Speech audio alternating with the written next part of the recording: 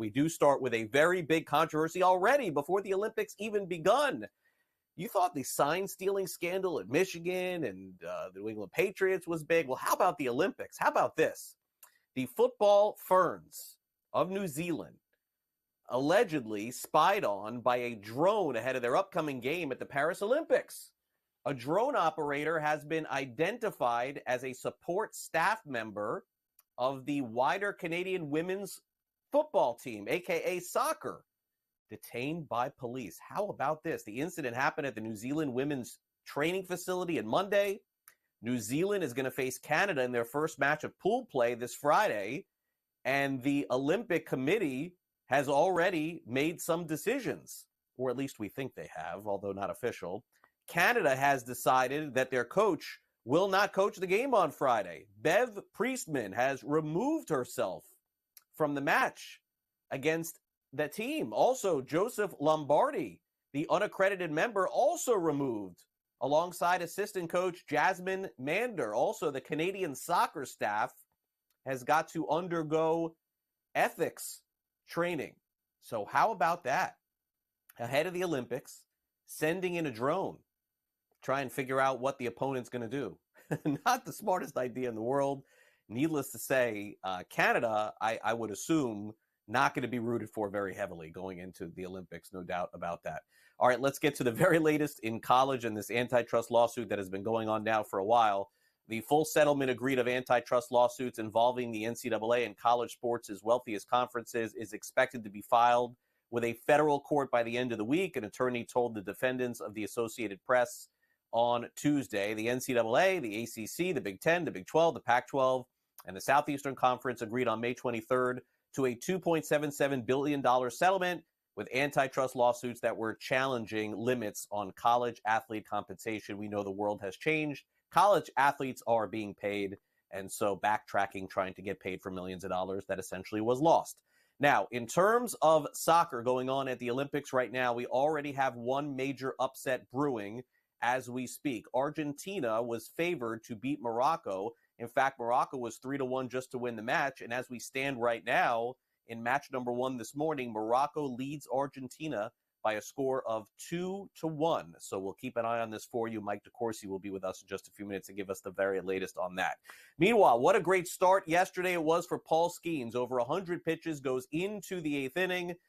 Couldn't get his team any, his offense couldn't give him any kind of lead, couldn't score any kind of runs, ends up giving up 2 runs in a very tough loss for him. You could probably say that this was the best start of his young career and his first appearance since the All-Star game, but he does take the loss against the St. Louis Cardinals.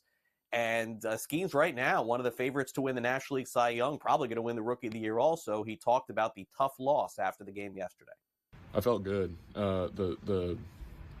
The complicated thing there is when I come out with no hitters or whatever in the 6th or 7th inning, the reason that I'm coming out in the 6th or 7th inning at 100 pitches is because I had some longer innings. Those were, relatively quick, low stress, low pressure innings. So kind of allowed me to keep going, but I felt good. To what do you attribute the efficiency early to allow you to keep pitching all the way to the 9th? Their approach.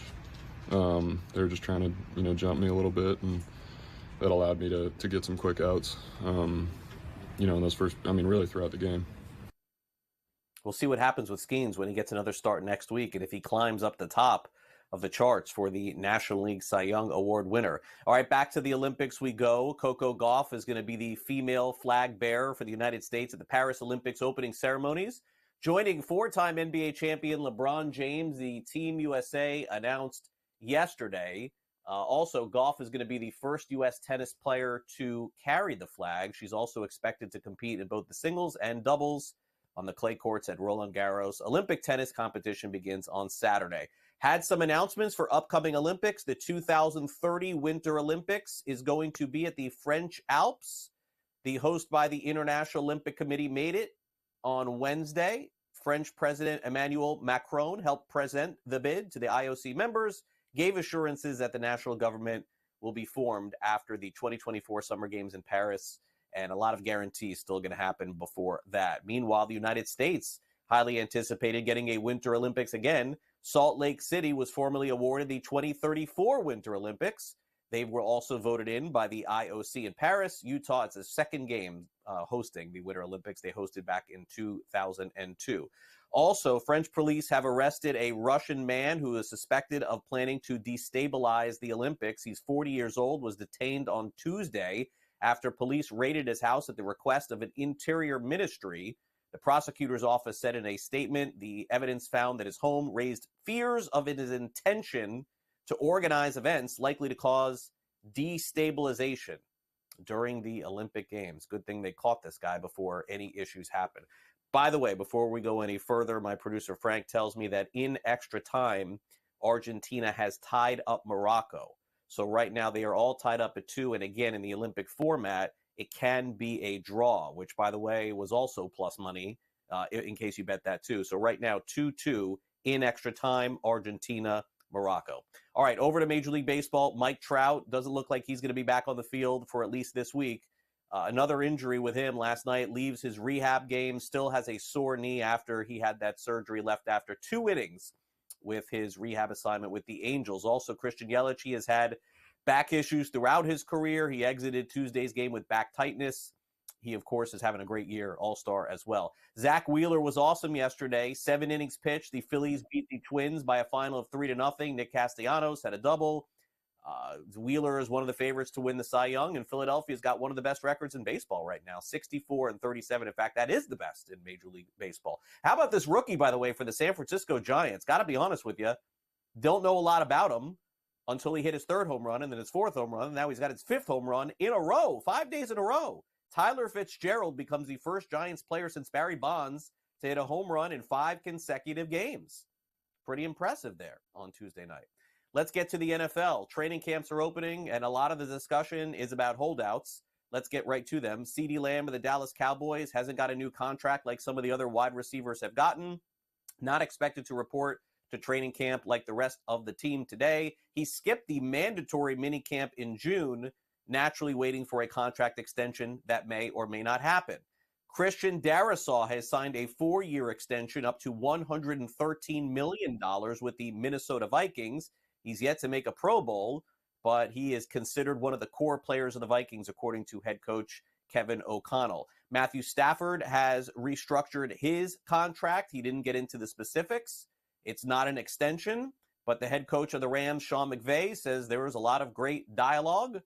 They're making an adjustment to his contract. What that means still remains to be seen. They're keeping this thing hidden. And by the way, a wide receiver retiring in the NFL, Michael Gallup, who's had a nice career in the NFL, just 28 years old. He signed a 1-year contract worth $3 million with the Raiders.